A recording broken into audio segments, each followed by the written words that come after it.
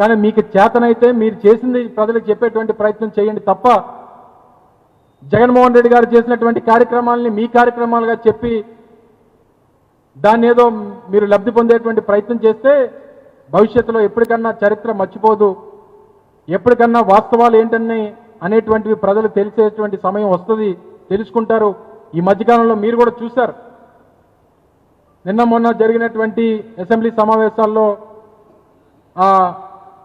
బాలకృష్ణ గారు మాట్లాడినటువంటి మాటలు, చిరంజీవి గారికి జగన్మోహన్ రెడ్డి గారు గౌరవం ఇవ్వలేదని, వారిని అవమానపరిచామని, ఇలా రకరకాలుగా ఎన్నికల్లో కూడా దాన్ని వారి కుటుంబ సభ్యులు కూడా వాడుకున్నారు.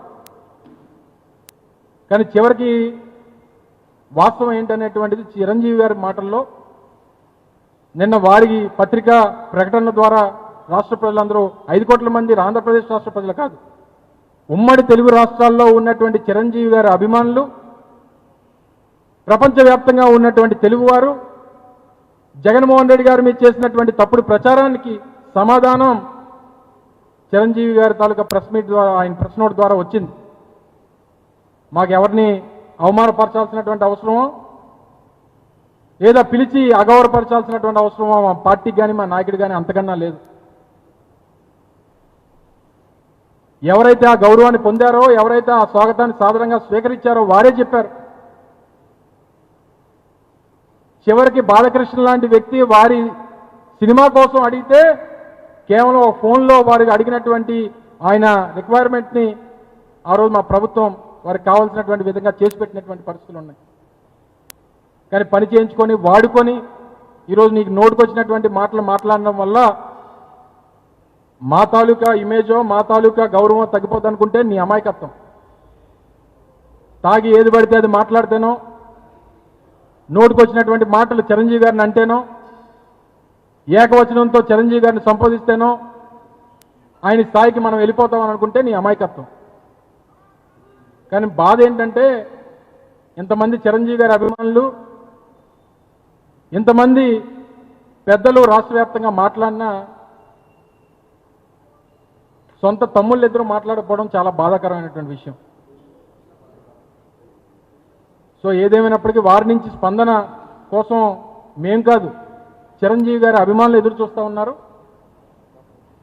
సో వారు స్పందిస్తే బాగుంటుంది అనేటువంటిది నా తాలూకా ఉచిత సలహా. Thank you.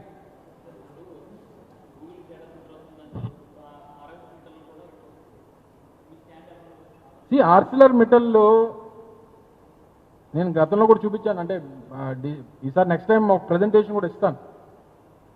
సో కాల్డ్ ఏవైతే వాళ్ళు పేర్లు చెప్తున్నారో వారితో గతంలో జరిగినటువంటి చర్చలు కానీ, వారితో మేము మాట్లాడినటువంటి విషయాలు కానీ, ఆ రోజు మేము ప్రామిస్ చేసినటువంటిది కానీ, లేదా వారు అధికారంలో ఉన్నప్పుడు మమ్మల్ని అడిగినటువంటి విషయాలు కానీ, మేము దావోస్ వెళ్ళినప్పుడు ఆర్సిలర్ కంపెనీకి చెందినటువంటి ఆదిత్య మిట్టల్, అంటే లక్ష్మీ మిట్టల్ గారు అబ్బాయి, ఇప్పుడు ఎవరైతే ఆ కంపెనీని లీడ్ చేస్తూ ఉన్నారో ఆదిత్య మిట్టల్ గారు, ఆ రోజు ముఖ్యమంత్రిగా జగన్మోహన్ రెడ్డి గారు ఇద్దరు కలిసి కూర్చొని మా కోస్టల్ బేస్లో ఒక స్టీల్ ఇండస్ట్రీని ఆంధ్రప్రదేశ్లో ఏర్పాటు చేస్తాం, మేము అక్కడ మాకు మీరు భూమి ఇస్తే మేము డెఫినెట్గా అక్కడ మేము ఎస్టాబ్లిష్ చేస్తాం అనేటువంటి చెప్పడం.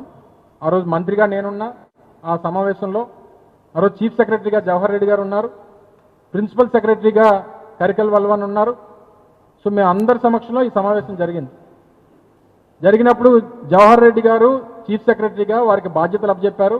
ఈ కంపెనీ ప్రతినిధులు వస్తారు, వారికి విశాఖపట్నంలో ఉన్నటువంటి నక్కపల్లి దగ్గర భూములు చూపించండి, వారు అంగీకారంతో వస్తే వారికి ఏది కావాలంటే అది చేసి పెడదాం అనేటువంటి చెప్పాను. నిన్న కూడా పబ్లిక్ హియరింగ్ అయింది, మిట్టల్ స్టీల్కి సంబంధించి పబ్లిక్ హియరింగ్ పాయకరావుపేటలో అయినప్పుడు కూడా మా పార్టీ స్టాండ్ క్లియర్గా చెప్పాం.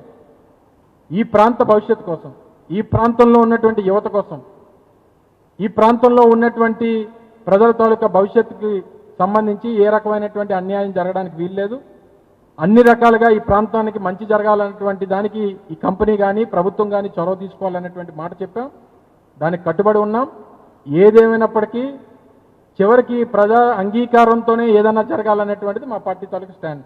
సో ఏదేమైనప్పటికీ ఆ కంపెనీలు మీరు చెప్పినటువంటి మెటల్ కానీ, లేదా డేటా సెంటర్స్ కానీ, లేకపోతే ఇంకోటి కానీ ఎన్టీపీసీ గ్రీన్ హైడ్రోజన్ అప్ కానీ, ఇవన్నీ మా హయాంలో ఎంఓయూలు చేసుకొని అబౌట్ టు లాంచ్ ఉన్నటువంటి కార్యక్రమాలు వారు అధికారంలోకి వచ్చారు.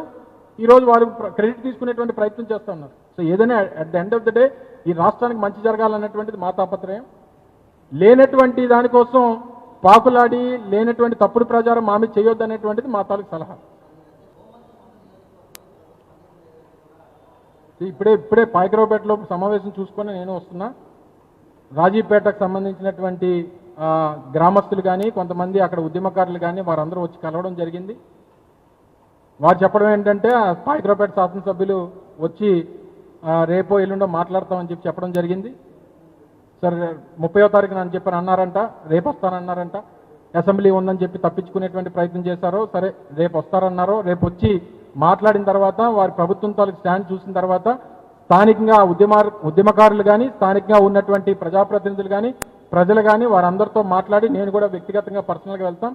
జగన్మోహన్ రెడ్డి గారి దృష్టిలో ఇప్పటికే సమస్య అందరినీ కూడా పెట్టడం జరిగింది.